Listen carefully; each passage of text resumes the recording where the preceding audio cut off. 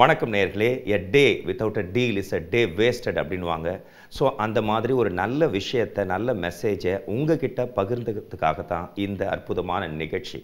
அதாவது வெண்படை பாதிப்புக்கு 100% முழுமையான தீர்வு, அதற்கான மருந்து கண்டுபிடிக்கப்பட்டிருக்கு. கோயம்பேட்டில் மிகச்சிறப்பாக இயங்கி வர ரத்னா சித்த மருத்துவமனையோட சீஃப் டாக்டர் திரு தணிகாச்சலம் அவர்கள் தான் இந்த மருந்தை கண்டுபிடிச்சிருக்காங்க. ஸோ வெண்படைனா என்ன, அதனோட பாதிப்புக்கு நிரந்தர தீர்வு என்ன, அதற்கான மருத்துவ முறைகள் என்ன, அதை பற்றி தான் இந்த நிகழ்ச்சியில் பேச போகிறோம். நிச்சயமாக இது உங்கள் எல்லாருக்குமே ரொம்ப யூஸ்ஃபுல்லாக இருக்கும். நிகழ்ச்சிக்கு போகலாமா?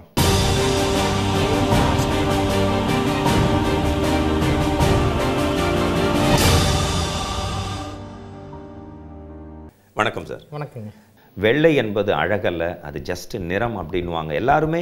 ஆனால் கூட வெள்ளையாக ஆகணும் அப்படின்னு தான் ஆசைப்படுறாங்க, வெள்ளையாக இருக்கணும்னு தான் ஆசைப்படுறாங்க. ஆனால் இந்த நோய் வந்தால் மட்டும் வெள்ளையானாலும் நமக்கு அந்த பயம் தான் வருது.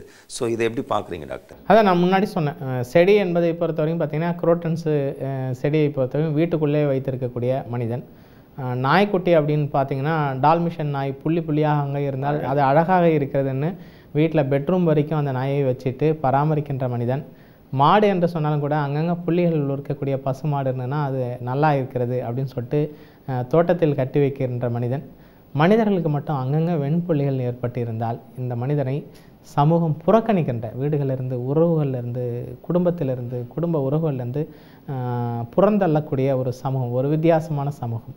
அப்போ இந்த மாதிரி இருக்கிறது அப்படிங்கிறத பொறுத்த வரைக்கும் பார்த்திங்கன்னா இந்த பர்டிகுலர் நோயை பொறுத்த வரைக்கும் இது ஒரு நோயே கிடையாது. இது ஒரு நோயே கிடையாது. மாறாக ஒரு பற்றாக்குறை, மெலனின் பற்றாக்குறை அப்படின்னு சொல்லலாம்.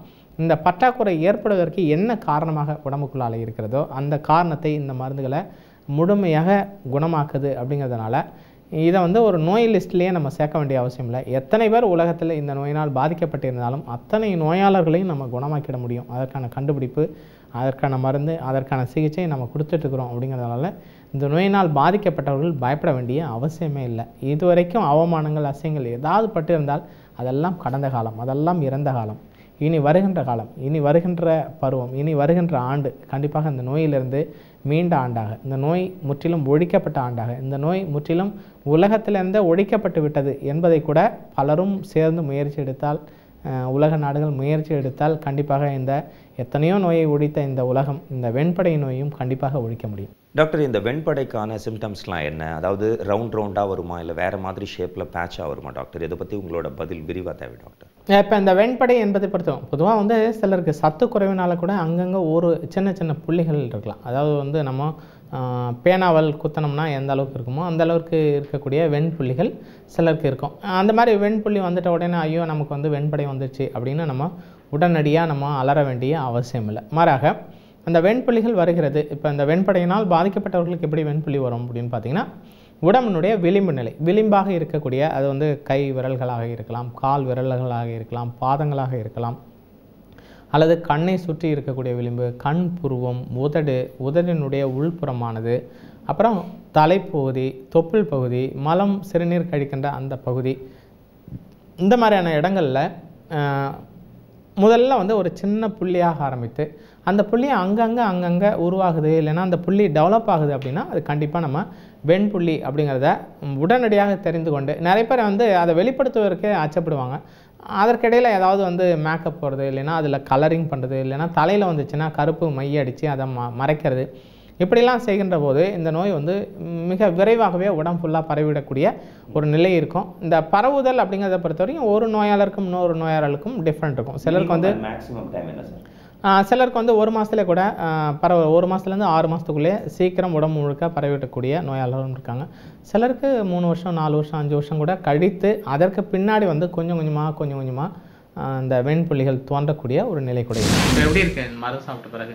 இந்த ஃபேஸ்லலாம் நிறைய இருந்துச்சு சார். அது இந்த இடம் ஃபுல்லா இப்படி இருந்துச்சு. இப்போ இங்க ஓரளவுக்கு இதாயிடுச்சு. இந்த இடம் இப்படி இதாயிடுச்சு.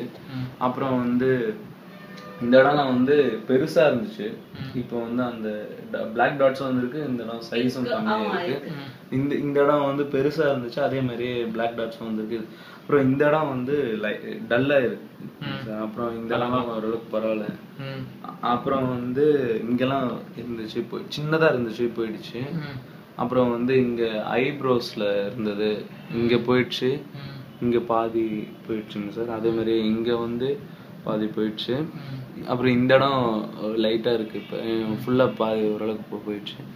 இந்த இடம் வந்து கலர் நல்லா மாறிட்டு, இந்த இடமும் நல்லா கலர் நல்லா மாறிட்டு சார்.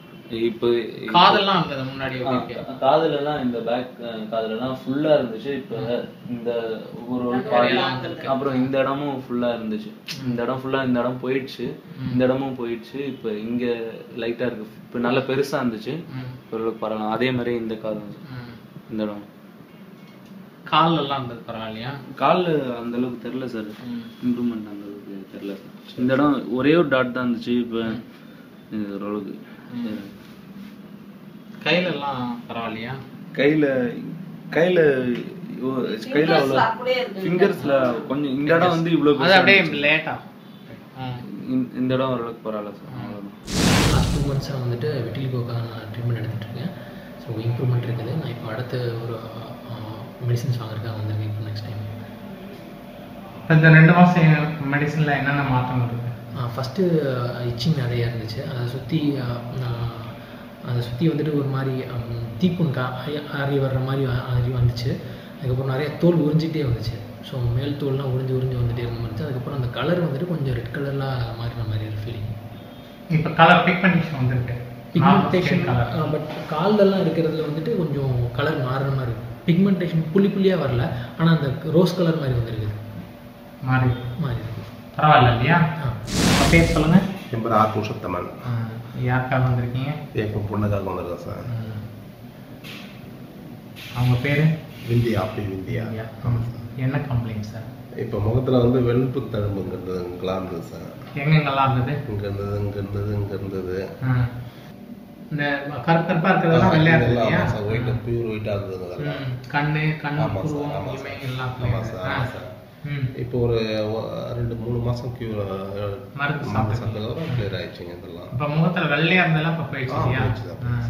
இப்போ உங்களுக்கு சந்தோஷமா இருக்கா? சந்தோஷம் தான் சார், ரொம்ப சந்தோஷங்க. இது மிகப்பெரிய விஷயம் இல்லைங்களா சார்? எவ்வளோ தீர்வு கிடைக்காம எவ்வளோ பேருங்க வசதி படித்தவங்களாம் ரொம்ப இது பண்ணுறாங்க. இது நமக்கு ஓரளவு மன திருப்தியாக தான் சார் இருக்கு. பொண்ணு பொம்பளை பிள்ளை இந்த மாதிரி வருத்தப்பட்டீங்களா? ரொம்ப வருத்தப்பட்டு அழாத நாளே கிடையாது சார். இப்போ 2 வருஷத்துல நாங்கள் வந்து வெளியில சொல்லலை, உள்ளுக்குள்ள நாங்கள் எவ்வளோ, ஏன்னா நம்ம சொல்லி அது அவ்வளோ தெரிய வந்தனாக்கா மனசு பாதிக்கப்படுவோம். நாங்கள் அதை பற்றி எதுவுமே சொல்லிக்கிறது இல்லை. இப்போதைக்கு மன திருப்தியா இருக்கு.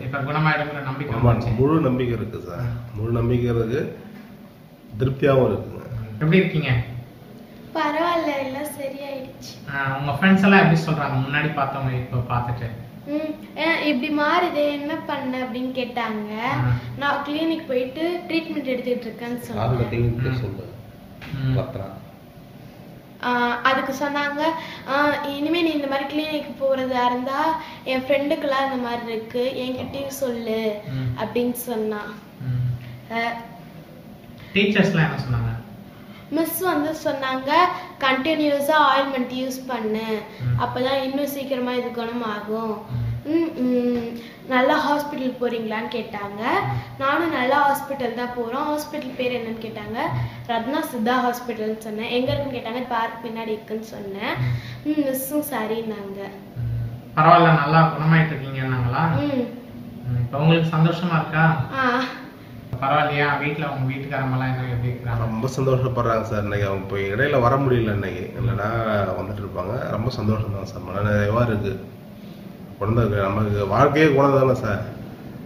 அது இப்படி ஒரு வியாதி வந்ததுன்றது நமக்கு மிகப்பெரிய மன கஷ்டம் தான். இருந்தாலும் இந்த அளவு ஒரு 3 மாசத்துல மாற்றம் தெரியுதுன்னும் போது எனக்கு ரொம்ப திருப்தியா இருக்கு சார். டாக்டர், அவர் கல்ச்சர் இஸ் அக்ரிகல்ச்சர்னுவாங்க. உலகத்திலேயே தி பெஸ்ட் கிளைமேட் அப்படின்னு பார்த்தீங்கன்னா இந்தியா தான், குறிப்பாக சவுத் இந்தியா. அதே மாதிரி உலகத்திலேயே ஒரு ஆரோக்கியமான தோல் யாருக்கு இருக்குன்னு பார்த்தீங்கன்னா சவுத் இந்தியாவுக்கு, அதாவது தென்னிந்திய மக்களுக்கு தான் இருக்குன்னு சொல்லுவாங்க. இந்த மாதிரி ஒரு ஆரோக்கியமான சூழலில் வாழ்கிற நமக்கு இந்த மாதிரி பிரச்சனை வர்றதுக்கு காரணம் என்ன? உணவு முறையா இல்லை லைஃப் ஸ்டைலா? என்ன டாக்டர் காரணம்? இந்தியனாக இருக்கின்ற வரைக்கும் பிரச்சனை இல்லை, தமிழனாக இருக்கிற வரைக்கும் பிரச்சனை இல்லை. ஆனால் இன்றைக்கி நம்ம என்ன பண்ணுறோன்னா நுகர்வு கலாச்சாரம் அப்படிங்கிறது ரொம்ப அதிகமாகிடுச்சு. நம்ம இந்த நீங்கள் சொன்ன மாதிரி வெப்ப தேசம், இந்திய தேசம், தமிழ்நாடு அப்படிங்கிற நிலையில் இங்கே நம்ம சாப்பிட்றதெல்லாம் நம்ம பாரம்பரியமாக நம்ம தாத்தா பாட்டி சாப்பிட்ட உணவு தான் இப்போ சாப்பிட்றோமா அப்படின்னு கேட்டிங்கன்னா கிடையாது. உணவே மருந்தாக இருந்தது, மருந்தே உணவாக இருந்தது, உணவே மருந்தாக இருந்தது. இன்றைக்கி வந்து பார்த்திங்கன்னா உணவே நஞ்சாக இருக்கிறது, நஞ்சே மருந்தாக இருக்கிறது. இந்த மாதிரி வந்து ஒரு நிலை மாறி இருக்கிறது. அப்படிங்கும்போது நிறைய நோய்களுக்கு நம்ம ஆளாக வேண்டிய கட்டாயம் இதனால் தான் ஏற்பட்டிருக்கிறது. இப்போ பார்த்திங்கன்னா நிறைய வந்து சிக்கன்லேயே வெரைட்டியாக சிக்கன்கள் வருது. அந்த சிக்கனும் பார்த்திங்கன்னா முன்னாடி முட்டையிலேருந்து கோழி பொரிப்பதற்கு, குஞ்சு பொரிப்பதற்கே 21 நாள் ஆகும்னு சொல்லுவாங்க. ஆனால் இன்றைக்கி பார்த்திங்கன்னா 30 நாள் 35வது நாள் கடையில் 2 கிலோ கோழியாக இருக்குது. 30 நாளுக்கு முன்னாடி அது முட்டையாக இருந்தது, 30 நாள் கழிச்சு அது 2 கிலோ கோழியாக இருக்கிறது. அப்படிங்கிற மாதிரி அவ்வளோ ஃபாஸ்ட்டாக அதை வளர்க்குறாங்க. அப்புறம் ஃபாஸ்ட் ஃபுட்டு, இதெல்லாம் ஃபாஸ்ட்டாக எல்லாம் நடக்கின்ற போது உடம்பும் வந்து ஃபாஸ்ட்டாக வியாதியால் பாதிக்கக்கூடிய ஒரு நிலையில் ஏற்படக்கூடிய இறப்பும் ஃபாஸ்ட்டாக வந்துடுது. அப்புறம் தேவையில்லாத கொழுப்பு, கொலஸ்ட்ரால், பிபி, சர்க்கரை, தைராய்டு, வெண்படை, வெண்புள்ளி, சோரியாசிஸ், ஏகப்பட்ட நோய்கள் அதெல்லாம் அப்படியே பேசுகின்ற போதே நம்ம மூச்சு வாங்குற அளவுக்கு வியாதிகள் வருது. அப்புறம் பேர் தெரியாத வியாதி, மர்ம காய்ச்சல்ன்றாங்க, மர்ம நோயின்றாங்க, மர்ம கட்டின்றாங்க, இப்போ இந்த மர்மம் அப்படிங்கும்போது மர்ம நோய் அப்படிங்கிற நோய்க்கு எப்படி மருத்துவர்களால் சிகிச்சை கொடுக்க முடியும்? அப்போ அந்த மாதிரி இப்போ செய்தித்தாள்களில் நிறைய பார்க்குறோம். மர்ம காய்ச்சல் அப்படிங்கிற மாதிரியான ஒரு வார்த்தையை பயன்படுத்துவதை நம்ம பார்க்க முடிகிறது. அப்போ இந்த மாதிரியான நிலை ஏற்படுவதற்கு இந்த மாதிரியான விஷயங்கள், அப்புறம் அந்த மரபணு மாற்றம் செய்யப்பட்ட உணவுகள், விஷ உணவுகள், அப்புறம் நிறைய பூச்சி மருந்து, பூஞ்சான மருந்துகள்லாம் சாப்பிடுகிற போது நீங்கள் கேட்டது நல்ல கேள்வி கேட்டிங்க. இப்போ அந்த வெண்படை என்பதை பொறுத்தவரைக்கும், வெண்புள்ளி என்பதை பொறுத்தவரைக்கும் எப்படி வருது அப்படின்னு பார்த்தீங்கன்னா, இந்த உணவுக்கும் அதுக்கும் என்ன கனெக்ஷன் அப்படின்னு பார்த்தீங்கன்னா, இப்போ பூச்சி மருந்து, பூச்சிக்கொல்லிகள் விவசாயத்தில் அடிக்கிறாங்க. எண்டோசல்ஃபான், மோனோக்ரோட்டோபஸ், என்னென்னோ பேரில் மருந்துகள் அடிக்கிறாங்க. இப்போ அந்த மருந்து அடிக்கும்போது சின்ன சின்ன பூச்சிகள், புழு எல்லாம் சாகுது. ஆனால் மனுஷன் சாகிறதில்ல. அதே மருந்து அடித்த கத்திரிக்காயை சாப்பிட்ற புழு செத்து போகுது, அதே கத்திரிக்காயை சாப்பிட்ட வண்டு செத்து போகுது, அதே கத்திரிக்காயை சாப்பிட்ட பூச்சி செத்து போகுது. ஆனால் அந்த பூச்சி மருந்து அடித்த கத்திரிக்காயை சாப்பிட்ற மனுஷன் சாகிறதில்ல. ஏன் சாகிறதில்ல அப்படின்னா, அந்த புழு பூச்சியை பொறுத்தவரைக்கும் சின்ன குட்டியோண்டு உருவம், அந்த விஷம் அதற்கு போதுமானது. ஆனால் மனுஷனை பொறுத்தவரைக்கும் ஒரு 60 கிலோ 70 கிலோ எடையுள்ள உருவம் அப்படிங்கும்போது அந்த டோசேஜ் காணல. ஆனால் விஷம் தான். அப்போ அந்த விஷத்தை நீங்கள் சாப்பிடுகிற போது இவ்வளோ பெரிய உடம்பை சாகடிப்பதற்கு அந்த விஷம் முயற்சி பண்ணோம். ஆனால் அதனால் முடியாது. ஆனால் அதே நேரத்தில் அதனால் முடிஞ்சது எங்கேயாவது சம் செல்ஸை அது அழிச்சிட்டு போயிடும். அப்போ அதனால் முடிஞ்ச அளவுக்கு குறைந்தபட்ச செல்களை அடிக்கின்ற போது அதையே நம்ம தொடர்ச்சியாக சாப்பிட எந்த செல்கள் பாதிக்கப்படுகிறதோ அந்த செல்கள் சார்ந்த நோய்கள் வருகின்ற நிலை இருக்கிறது. அதே மாதிரி இந்த வெண்படை கூட அது காரணமாக இருக்குது. எனக்கு வந்துட்டு லிக்விடமா ஃபர்ஸ்ட் வந்துட்டு விட்லிகா அப்படின்னு ஸ்டார்ட் பண்ணும்போது பார்த்தீங்கன்னா சின்ன டாட் மாதிரி வந்துட்டு அதுக்கப்புறம் அந்த பேப்பர்ஸ் ஆகிட்டே வந்துட்டு இருந்தது. நானும் நிறைய வந்து சர்ச் பண்ணி பார்த்தேன், மெடிசன்ஸ்லாம் வந்து ட்ரை பண்ணி பார்க்கும்போது பார்த்தீங்கன்னா வந்து அது நிறையா வந்து இந்த சைட் எஃபெக்ட்ஸ் வரக்கூடிய மெடிசன்ஸ் மாதிரி வந்துட்டு இருந்தது. நான் அப்புறம் நிறைய சித்த புக்ஸ்லாம் படிச்சுட்டு எனக்கு ஒரு நம்பிக்கை இல்லாமல் தான் வந்து நான் வந்துட்டு பார்க்கறதுக்கு வந்தேன். அதுக்கப்புறம் வந்து மெடிசன் சாப்பிட்டு ஒரு இப்போ வந்து ஒரு 6 months ஆகுது. ஸோ எனக்கு வந்து அந்த ஒரு சின்ன டாட்ஸ்லாம் வந்துட்டு மறந்துட்டு ஒரு சின்ன கருப்பு டாட் ஸ்டார்ட் பண்ணி மறைஞ்சு இப்போ வந்து ஒரு 50% கிட்ட க்யூர் ஆகிருக்கு. அதனால் வந்துட்டு இதனால் எனக்கு உள்ள ப்ராப்ளம்ஸ் என்ன அப்படின்னா வந்து நிறைய வந்துட்டு ஜாப் பிரச்சனை, அதுக்கப்புறம் வந்து பார்த்தீங்கன்னா அந்த ஃபேமிலி எப்படி ரன் பண்ணுறது, சைக்காலஜிக்கல் எஃபெக்ட் நிறையா இருந்தது. இப்போ வந்துட்டு எனக்கு க்யூர் ஆகுது அப்படின்றத விட நான் என்ன சொல்ல வரேன் அப்படின்னா, யங்ஸ்டர்ஸ் நிறைய பேர் மேரேஜ் ஆகாதவங்க இதனுடைய சஃபர்னஸ் என்ன இருக்குன்றது வந்து திங்க் பண்ணி பார்க்கும்போது அவங்களுக்கு வரும்போது தான் தெரியும் அது வந்து எவ்வளோக்கு மன உளைச்சலை கொடுக்கும் அப்படின்றது. அது வரைக்கும் அவங்களுக்கு வந்துட்டு நான் கூட நினச்சிட்டு இருந்தேன் இது வந்து ஒரு பெரிய வியாதி, இது வந்துட்டு ஏதோ வந்து பாவம் ஏதோ பண்ணியிருக்கிறதுனால வருது, இல்லை ஏதோ சாப்பிட்றது, ஏதோ வைரஸ் அஃபெக்ஷன்ஸ் அப்படின்னு சொல்லிட்டு. பட் எனக்கு வந்து அப்புறம் படித்தப்படி தான் தெரியுது யாருக்கு வேணாலும் வரலாம். இது கெமிக்கல் சேஞ்சஸ் வந்துட்டு சாப்பிட்ற ஃபுட்டில் இருந்து நிறைய கெமிக்கல்ஸ் இருக்கிறதுனால, அதுக்கப்புறம் வந்துட்டு நம்ம சாப்பிடக்கூடிய நிறைய ஃபுட்லேயே வந்து நிறைய கெமிக்கல்ஸ் இருக்குது. அது வந்து நம்ம மெலனியில் வந்து அதனால கலர்ஸ் வந்து அஃபெக்ட் ஆகுதுன்றது அதுக்கப்புறம் நீங்கள் சொல்லி தெரிஞ்சது. எனக்கு ஃபர்ஸ்ட் சாப்பிடும்போது நம்பிக்கை கிடையாது. அதுக்கப்புறம் வந்துட்டு மெடிசன்ஸ் எடுத்த பிறகு பார்த்தீங்கன்னா க்யூர் ஆகும்போது இது வந்துட்டு எனக்கு க்யூர் ஆகுதுன்றது என்ன அப்படின்னா வந்து எனக்குள்ள சந்தோஷம் மட்டும் இல்லை, இது மாதிரி நிறைய பேர் வந்து உள்ளுக்குள்ளேயே இருக்கிறவங்க வந்து அட்லீஸ்ட் இந்த மெடிசனில் வந்து ரெமெடி இருக்குன்றது புரிஞ்சுட்டு அவங்க க்யூர் பண்ணுறது தான் வந்து இந்த உலகத்துக்கு வந்து வெளி கொடுக்குற ஒரு சின்ன ஒரு நம்பிக்கை. நீங்கள் ஃபர்ஸ்ட் நம்பணும் நம்ம மெடிசன்லேயும் இருக்குது, அதில் சைட் எஃபெக்ட்ஸ் வேறு இல்லாத ஒரு அட்வான்டேஜ். So thanks doctor. இதே மாதிரி லுக்கடர்மானால் பாதிக்கப்பட்ட பேஷண்ட்டுக்கு நீங்கள் என்ன அட்வைஸ் பண்ணுறீங்க, இல்லைன்னா அவங்களுக்கு என்ன ஆலோசனை கொடுக்குறீங்க? நானே வந்து நிறைய பேருக்கு சொல்லியிருக்கேன். பட் ஆனால் அவங்க வந்து யாருமே வந்து ஒரு ஏன்னா அவங்க நிறைய மெடிசன் சாப்பிட்டு ஃபெயிலியர் ஆகிட்டு அவங்க வந்துட்டு அதில் வந்து என்ன அப்படின்னா நம்பிக்கை இல்லாமல் இருக்காங்க. அதனால் வந்து நானே அப்படி தான் இருந்தேன். இப்போ வந்து எனக்கு நம்பிக்கை இருக்கிறது அப்படின்னா வந்து மெடிசன் சாப்பிட்டு அதில் ஒரு திருப்தி இருக்கிறதுனால தான் நான் சொல்கிறேன். ஏன்னா கண்டிப்பாக ஒரு பேஷண்ட் இது மாதிரி இருக்கும்போது விட்டிலிக்கா இருக்குது அப்படின்னா வந்துட்டு அவங்க வந்துட்டு கண்டிப்பாக போய் சொல்லணுன்ற அவசியம் கிடையாது. அவங்களுடைய மன உளைச்சல் என்ன, ஃபார் எக்ஸாம்பிள் இப்போ பார்த்தீங்கன்னா இப்போ ஒரு சின்ன குழந்தை இருக்குன்னா அவங்க அப்பா அம்மாவுடைய உளைச்சல் என்ன இருக்கும், அது மாதிரி வந்து ஒரு படித்து முடிச்சு வேலை தேடுறவங்களுக்கு எப்படி இருக்கும், ஸ்கூலில் படிக்கிறவங்களுக்கு எவ்வளோ கஷ்டம் இருக்கும், அது மாதிரி வந்து ஒரு ஒய்ஃப் அவங்க ஃபேமிலியில் வந்து ஹஸ்பண்ட் வந்துருச்சு அப்படின்னா ஒய்ஃப்க்கு எவ்வளோ கஷ்டம் இருக்கும், அவங்க ஹஸ்பண்ட்க்கு எவ்வளோ கஷ்டமாக இருக்கும் ஒய்ஃப்க்கு இருந்துச்சுன்னா, அவங்களுடைய மன உளைச்சல் என்ன, அவங்கள எப்படி ஃபஸ்ட் சப்போர்ட் பண்ணி இப்படி வெளில கொண்டு வர்றது, அவங்களுடைய ஃபேமிலிக்கு எவ்வளோ கஷ்டம் இருக்கும், இதனால சொசைட்டி எவ்வளோக்கு பாதிச்சிருக்கு. உலகத்தில் வந்து ஒரு 2% பீப்புள் வந்து அஃபெக்ட் ஆகுறாங்க. ஸோ அதனால் அவங்களுடைய வாழ்க்கையை ஃபுல்லாக போயிடும். இதெல்லாம் நிறைய பேருக்கு வந்து ஃபஸ்ட் எடுத்தோடனே வந்து வாழணுமான்ற ஒரு கொஷின் தான் வரும். அடுத்து வந்து ஒரு ஜாப் சர்ச் பண்ணும்போது பார்த்தீங்கன்னா ஜாப் சர்ச் பண்ணுறதே ஒரு பெரிய கஷ்டமான ஒரு விஷயம். அதில் இந்த ஒரு விஷயத்தையும் வச்சுட்டு அது ட்ரை பண்ணும்போது ஃபஸ்ட்டு எல்லாமே செலக்ட் ஆகிட்டு அதை ரிஜெக்ட் பண்ணிடுவாங்க அவங்களுக்கு அவேர்னஸ் இல்லாமல். ஸோ அதனால் வந்து ஃபஸ்ட்டு எப்படி வாழறதுன்னே தெரியாது. அப்படி இருக்கும்போது வந்துட்டு இதை ஒரு முயற்சி பண்ணி பாருங்க, இது கண்டிப்பாக சரியாகும். சரியான பிறகு உங்களுக்கே தெரியும் அவருடைய சந்தோஷம் என்னன்றது. இப்போ இந்த மெடிசன் சாப்பிட்டு எத்தனை நாளில் இந்த வெண்தழும்பு உங்களுக்கு மாற்றங்கள் ஏற்பட்டது? கரெக்டாக வந்து 3 months எனக்கு வந்துட்டு அந்த டாட்ஸ் வந்து ஒரு சின்ன கருப்பு புள்ளி மாதிரி ஃபுல்லாக ஸ்டார்ட் ஆச்சு. அதுக்கப்புறம் அப்படியே ஸ்டார்ட் ஆகி கொஞ்சமாக பெருசாகிட்டே வரும். நான் நிறையா சர்ச் பண்ணி பார்க்கும்போது இன்டர்நெட்டில் இது மாதிரி சித்தாவில் வந்து ட்ரீட்மெண்ட் இருக்குது அப்படின்னா அப்புறம் சாருடைய அப்புறம் அந்த அட்வர்டைஸ்மெண்ட்லாம் பார்த்துட்டு நான் நேராக வந்து போயிட்டு கேட்கும்போது செக் பண்ணிவிட்டு அதுக்கப்புறம் மெடிசன்ஸ் வந்து கொஞ்சமாக ஸ்டார்ட் பண்ணியிருந்தாங்க. ஸ்டார்ட் பண்ணும்போது அதுக்கப்புறம் ஒரு 3 months கழித்து அந்த இடத்துல வந்து ஒரு கருப்பு சின்ன புள்ளி டாட் மாதிரி ஸ்டார்ட் ஆச்சு. அது அப்போவும் எனக்கு வந்து நம்பிக்கை கிடையாது. திரும்பவும் டாக்டர்கிட்ட கேட்டேன் இந்த மாதிரி இருக்குது அப்படின்னாரு. நீங்கள் ரெகுலராக மெடிசன்ஸ் எடுத்துக்கணும் அப்படின்னாரு. அப்புறம் ரெகுலராக மெடிசன்ஸ் எடுத்துகிட்டே வந்துட்டு இருந்தேன். வந்துட்டு அப்புறமா அந்த கருப்பு டாட்ஸ் கொஞ்சமாக பெருசாகிட்டு அதுக்கப்புறம் ஃபுல்லாகவே மறந்துடுச்சு. அதுக்கப்புறம் வந்துட்டு இப்போ ஃபுல்லாகவே க்யூர் ஆகிடுச்சு. எனக்கு இப்போதைக்கு வந்து மெடிசன்ஸ் வந்து நான் ஸ்டாப் பண்ணிட்டேன். எனக்கு பார்க்குறவங்க வந்துட்டு நம்மளை பார்த்துட்டு நம்ம என்ன சொல்லுவோம், அவங்க என்ன நினைக்கிறாங்கன்றது அடுத்த விஷயம். பட் நமக்கே ஒரு மாதிரி ஒரு கைதி மாதிரி உள்ளே இருக்கிற மாதிரி சுச்சுவேஷன் வரும். ஸோ அதெல்லாம் வந்து உடச்சி எரிஞ்சிட்டு வரணும் அப்படின்றது ரொம்ப கஷ்டமான விஷயம். அதுக்கப்புறம் தான் வந்து இந்த மெடிசன் சாப்பிட்டு கொஞ்சம் கொஞ்சமாக வரும்போது அந்த ப்ராப்ளம்ஸ் எல்லாமே வந்து மனசளவில் இருக்கக்கூடிய சைக்காலஜிக்கல் ப்ராப்ளமும் சரியாயிடுச்சு. அதுக்கப்புறம் என்னால் ஒரு இயல்பு நிலைக்கு வர ஆரம்பிச்சது. அதுக்கப்புறம் இப்போ வந்து கிளியர் ஆகிடுச்சு எனக்கு. டாக்டர், இப்போ பார்த்தீங்கன்னா தாத்தா காலத்தில் 1 வருஷம் விளைஞ்ச நெல்லை சாப்பிட்டாங்க, 100 வருஷம் வாழ்ந்தாங்க. அப்பாக்கள் காலத்தில் பார்த்தீங்கன்னா 6 மாதம் விளைஞ்ச நெல்லை சாப்பிட்டாங்க, 70 வயசு வரைக்கும் ஆரோக்கியமாக வாழ்ந்தாங்க. நம்மளாம் 3 மாதம் விளைஞ்ச நெல்லை தான் சாப்பிட்றோம். ஆனால் நல்ல உணவுலையே இப்போ பாலும் முட்டையும் சேர்த்து சாப்பிட்டா இந்த மாதிரி வெண்புள்ளி வெண்படை வரும் அப்படின்றாங்க. அதே மாதிரி தயிர் சாதத்தோட மீனை வச்சு சாப்பிட்டா வெண்படை வரத்துக்கான வாய்ப்புலாம் இருக்குன்னு சொல்கிறாங்க. இதெல்லாம் உண்மையா டாக்டர்? இது எல்லாம் எந்த விதமான உண்மையும் கிடையாது. இன்னும் கேட்டிங்கன்னா ஸ்க்ரம்பிள்டு எக் அப்படின்னு சொல்லுவாங்க. அதாவது எக்கில் வந்து பாலையும் போட்டு அடித்து அதை வந்து பாயில் பண்ணி சாப்பிடக்கூடிய உணவுகள், இது வெவ்வேறு உணவு கல்ச்சரில் அது இருக்குது.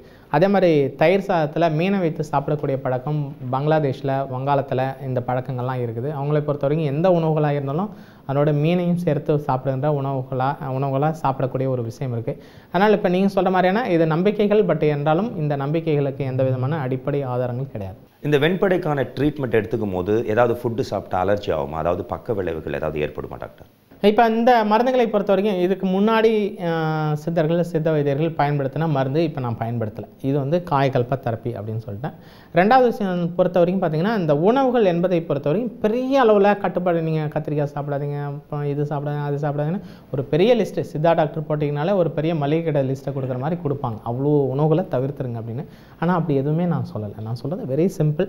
முன்னாடி சொன்னீங்க அந்த கோழியை பற்றி நாம் பேசணும். இந்த கோழியினுடைய வளர்ப்பில் சில குறைபாடுகள் இருக்குது அப்படிங்கிறதுனால அந்த கோழியும் முட்டையும் எந்த வியாதி வந்தாலும் சாப்பிடாதீங்க அப்படின்ற மாதிரி நம்ம சொல்கிறோம். சிக்கன் அண்ட் எக்கு கண்டிப்பாக தவிர்க்க வேண்டும். அடுத்து வந்து இந்த வெண்புள்ளிகளை பொறுத்த வரைக்கும் பார்த்திங்கன்னா அந்த நிறமிகள் உருவாவதற்கு தடையாக இந்த எலுமிச்சம்பழம், சாத்துக்குடி, இந்த சிட்ரஸ் ஃப்ரூட்லாம் இருக்குது. ஆனால் இந்த சிட்ரஸ் ஃப்ரூட் சார்ந்த உணவுகளை தவிர்த்துருங்க. அப்புறம் இந்த குளிர்பானங்கள், ஐஸ்கிரீம் இதெல்லாம் வந்து நிறைய விட்டமின் சி மாதிரியான விஷயங்கள் நிறைய சேர்க்குறாங்க. அப்படிங்கிறதுனால இந்த குளிர்பானங்கள், ஐஸ்கிரீம் இந்த மாதிரியான விஷயங்களை தவிர்க்கணும். அப்புறம் வண்ணச்சாயங்கள், கோல்தார் ப்ரிப்பரேஷன் அப்படின்னு சொல்லுவோம். அந்த நிலக்கரி தார்லேருந்து எடுக்கப்படுகின்ற வண்ணங்கள், அந்த செயற்கை வண்ணமூட்டும் பொருட்களை கலந்து தயாரிக்கப்படுகின்ற எந்த உணவுகளையும் தவிர்த்து விடுங்கள். அப்புறம் மரபணு மாற்றம் செய்யப்பட்ட உணவுகள், அதிக பூச்சிக்கொல்லிகளை பயன்படுத்திய உணவுகள் இதெல்லாம் கொஞ்சம் தவிர்த்து விட்டு இயற்கையான உணவுகளை சாப்பிடுகின்ற போது, இயல்பான உணவுகள் சாப்பிட்டு இந்த இயற்கையான மருந்துகளையும் சாப்பிடுகின்ற போது இந்த வெண்படை நோய் முற்றிலும் முழுதாக குணமாகும். நீங்க சொல்ற விஷயங்கள் வந்து நார்மல் ஹியூமன் கூட எல்லாரும் பயன்படுத்துது. இப்போ நான் சொன்னதில் வந்து இந்த எலுமிச்சம்பழம், சாத்துக்குடி, ஆரஞ்சை தவிரத்த மற்ற விஷயங்கள் நான் சொல்றது எல்லாம் பொதுவான எல்லாருமே கடைபிடிக்க வேண்டிய. உங்க பேர் சொல்லுங்க. என் நேம் இஸ் பிரியதர்ஷினி. நீங்க என்ன வரீங்க? சோமர்சபேட்டை. என்ன பிரச்சனை உங்களுக்கு? எனக்கு வந்து கன்னத்துல வந்து தேமல் இருந்துச்சு. தேமல்னா வெள்ளை தழும்பு, ஸ்கின் கலர் மாறி இருந்தது இல்லையா? வெள்ளை கலர்ல. இப்போ எவ்வளோ நாள் மருந்து எடுத்திருப்பீங்க? இப்போ 1 மந்த் எடுத்திருக்கேன். இப்போ 1 மந்த்ல என்ன சேஞ்சஸ், மாற்றங்கள் இருக்கு? இப்போ கலர் சேஞ்ச் ஆயிருக்கு. எங்க காட்டுங்க, எங்க இருந்தது உங்களுக்கு? இந்த இடத்துல. அவ்வளோ தெரியல இப்போ? ஆமாம், மாறி இருக்கு. இவ்வளோ ஃபாஸ்டா கலர் மாறும்னு நீங்க எதிர்பார்த்தீங்களா? இல்லை, இவ்வளோ ஃபாஸ்டா மாறும்னு எதிர்பார்க்கல. ஆமாம். முன்னாடி சந்தேகமா தான் இந்த மருந்து ஸ்டார்ட் பண்ணீங்க அப்படியா? இல்லை, நிறைய இடத்துல காட்டியிருக்கேன். ஆனால் இவ்வளோ ஸ்பீடாக மறைஞ்சது இல்லை. இப்போ இங்கே இல்லை, இங்கே சாப்பிட்டு குணமாகுமா ஆகாதாங்கிற ஒரு சந்தேகத்தோட சாப்பிட்டீங்க? இல்லை, சந்தேகத்தோடலாம் சாப்பிடல, குணமாகும்னு நம்பிக்கை இருந்துச்சு. சரி, எவ்வளோ நாள் அந்த கலர் சேஞ்சஸ் உங்களால் வாட்ச் பண்ண முடிஞ்சது? ஒரு 1 வீக்கில் தெரிஞ்சிச்சு. 1 வீக்கில் தெரிஞ்சிச்சு. இப்போ எந்த அளவுக்கு, எத்தனை % மாறி இருக்குன்னு நீங்கள் ஃபீல் பண்ணீங்க? ஒரு 50%? 50%. போர்டில் வரும் சார். வெள்ளையாக இது இருந்துச்சு, புள்ளி இருந்துச்சு. இப்போ 2 மாதமாக அவங்கள்ட்ட காட்டிட்டு இருக்கேன். இப்போ மறைஞ்சிருச்சு. வெண்தழும்பு எவ்வளோ நாளாக இருக்கு? இப்போ அது எனக்கு தெரிஞ்சு 1 மாதம் முன்னாடி, 1 மாதத்துக்கு முன்னாடி தெரிஞ்சுது சார். இப்போ 2 மாதமாக அவங்கள்ட்ட ட்ரீட்மெண்ட் பண்ணிட்டு இருக்கேன்.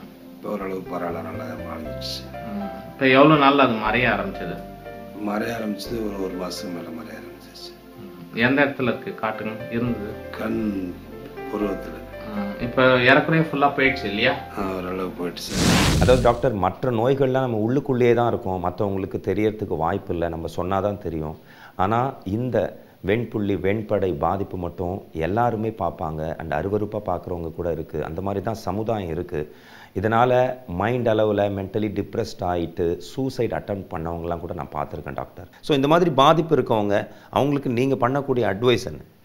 அட்வைஸ்லாம் உண்மை கிடையாதுங்க. இப்போ நான் என்ன சொல்கிறேன்னா, இந்த நிகழ்ச்சியை பார்க்கக்கூடியவர்கள், இந்த வெண்படை நோயினால் பாதிக்கப்பட்டவர்கள் மிக குறைவாக தான் இந்த நிகழ்ச்சியை பார்க்கக்கூடிய சந்தர்ப்பம் இருக்கலாம். ஆனால் இந்த நிகழ்ச்சியை கோடான கோடி பேர் பார்க்க போகிறீங்க. அப்போ பார்க்கின்ற போது ஒரு சமூக கடமையாக நான் சொல்கிறது என்னென்னு பார்த்தீங்கன்னா, வேறு மற்ற டிசீஸுக்கெலாம் நீங்கள் என்கிட்ட அனுப்பிச்சி விடுங்க, பேஷண்ட் அனுப்புங்க அப்படின்னு நான் அப்ளிகேஷன் வச்சதே கிடையாது, நேயர்கள்ட்ட நான் வச்சதே கிடையாது. மாறாக இந்த பர்டிகுலர் டிசீஸ்க்கு நான் வைக்கிறேன். மிக தாழ்மையாக கூட கெஞ்சு கூட கேட்டுக்கிறேன் அப்படின்னு கூட நீங்கள் அந்த விஷயத்தை எடுத்துக்கொள்ளலாம். ஏன்னு பார்த்தீங்கன்னா, இந்த நோயினால் பாதிக்கப்பட்டவர்கள் சொல்லுகின்ற, இப்போ நீங்கள் சொன்னீங்க இந்த சூசைடே பண்ணிக்கக்கூடிய அளவிற்கு போயிருக்காங்க, சிலர் சூசைட் பண்ணியிருக்கிறாங்க அப்படின்னு சொன்னீங்க. அப்போ அந்த அளவிற்கு வந்து சூசைட் நிறைய பார்த்துருக்கேன். சூசைட் பண்ணிக்கிறாங்க. அதாவது முன்னாடி சொன்னால திருமணத்திற்கு பிறகு ஜஸ்ட் சூசைட் பண்ணிக்கலாம் கிளம்புறாரு, சோஃபாவில் உட்காந்துட்டு எல்லாரையும் வீட்டெல்லாம் ஒரு முறை பார்த்துட்டு நமக்கு கல்யாணம் நின்று போச்சு, செத்து போயிடலாம் அப்படிங்கிற மாதிரி நிலைக்கு அவர் கிளம்புற போது இந்த டிவியை பார்க்குறாரு. டிவியில் நான் சொல்கிறேன், இந்த விஷயத்த சொல்கிறேன். சொன்ன உடனே நேரடியாக அவர் சூசைட் பண்ணிக்கிறதுலாம் நிப்பாட்டிட்டு நேரடியாக சென்னை புறப்பட்டு என்னை வந்து பார்த்து சந்திக்க ஆரம்பித்து அவர் சொன்ன விஷயங்கள் கூட அந்த நிகழ்ச்சியில் ஒளிபரப்புறோம். இதே இன்சிடென்ட் அவர் வாயாலே சொல்லியிருக்கிறாரு.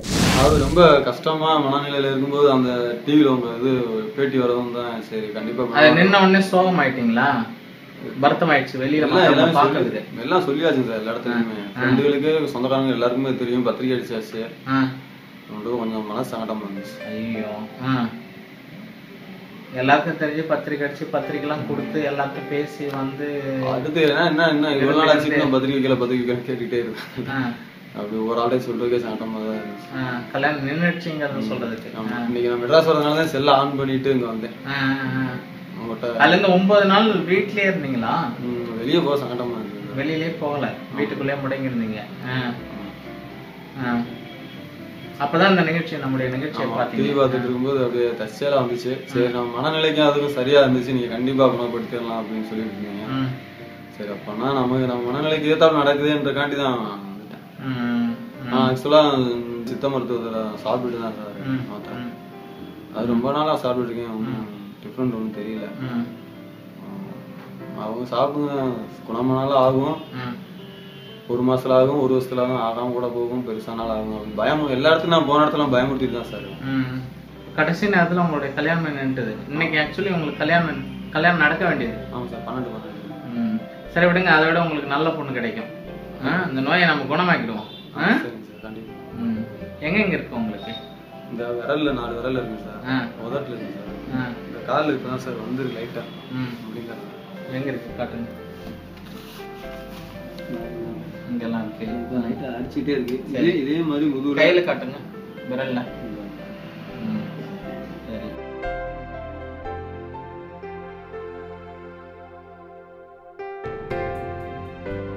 இப்போ எவ்வளவு நாள் சாப்பிட்ருக்கீங்க? 2 மாசம். 2 மாசம் சாப்பிட்டல. என்னென்ன மாற்றங்கள் எங்கெங்கெல்லாம் மாறி இருக்கு? விரல்ல கொஞ்சம் மாறி இருக்கு, கொஞ்சம் காலில் கொஞ்சம் மாறி இருக்கு. Very good.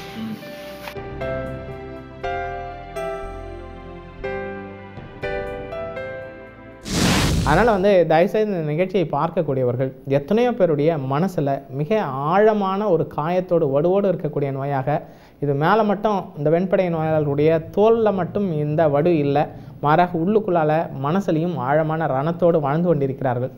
அவர்களுக்கு இந்த மெசேஜ், நான் சொன்ன இந்த மெசேஜ், இப்போ இந்த நிகழ்ச்சியை பார்க்கின்ற போது நான் சொல்கிற அத்தனையும் உண்மை என்பது உங்களுக்கே விளங்கும். அப்படி உங்களுக்கு விளங்குச்சு அப்படின்னா நீங்கள் தயவுசெய்து உங்களுடைய நண்பர்கள் இதனால் பாதிக்கப்பட்டிருக்கலாம், உங்களுடைய உறவுகள் இதனால் பாதிக்கப்பட்டிருக்கலாம், உங்களுக்கு தெரிந்தவர்கள் இதனால் பாதிக்கப்பட்டிருக்கலாம், உங்களோடு பணி செய்கிறவங்க இந்த நோயினால் பாதிக்கப்பட்டிருக்கக்கூடிய ஒரு நிலை இருக்கலாம். தயவுசெய்து அவர்களுக்கு இந்த செய்தியை மட்டும் கொண்டு போய் சொல்லுங்கள். இதை சொல்லுகின்ற போது அவர்களுடைய வாழ்க்கை கண்டிப்பாக மலரும். அப்படி மலர்கின்ற போது அந்த சந்தோஷம் மகிழ்ச்சியினுடைய எதிரொலி உங்களுக்கும் கிடைக்குங்கிறதுனால கண்டிப்பாக இந்த வெண்படை சார்ந்த இந்த தகவல்களை ஒவ்வொருத்தவங்களும் கொண்டு போயிட்டு அடுத்தவங்கள்ட்ட இந்த நோயினால் பாதிக்கப்பட்டவர்களுக்கு சேர்ப்பது என்பதை ஒரு சமூக கடமையாக தயவு செய்து செய்யணும். இந்த நோய் ஏழை பணக்காரங்க வித்தியாசமே இல்லாமல் வருது, நம்ம கண்ணால் பார்க்குறோம். ஸோ ஏழைங்களுக்கு ஏதாவது ஸ்பெஷல் சலுகைகள்லாம் இருக்கா டாக்டர் ட்ரீட்மெண்ட்டில்? இப்போ இதை பொறுத்த வரைக்கும் ஏழை எளிய மக்களுக்கு நம்ம சிறப்பு டிஸ்கவுண்ட் நம்ம கண்டிப்பாக பண்ணுறோம். அதே மாதிரி வந்து ரொம்ப விளிம்பு நிலையில் இருக்கக்கூடியவர்கள், ரொம்ப கஷ்டப்படக்கூடியவங்களுக்கு வந்து நம்ம ஃப்ரீயாகவே ட்ரீட்மெண்ட் நிறைய பேர் கொடுக்குறோம். அவர்களை பொறுத்த வரைக்கும் பார்த்திங்கன்னா நம்ம இலவசமாகவே சிகிச்சை கொடுக்குறோம். ஆனால் வந்து உண்மை என்னென்னு பார்த்திங்கன்னா இதில் கிட்டத்தட்ட வந்து ஒரு 600 மாத்திரைகள் 1 மாதத்துக்கே அவர்கள் சாப்பிட வேண்டியது கட்டாயம். 1.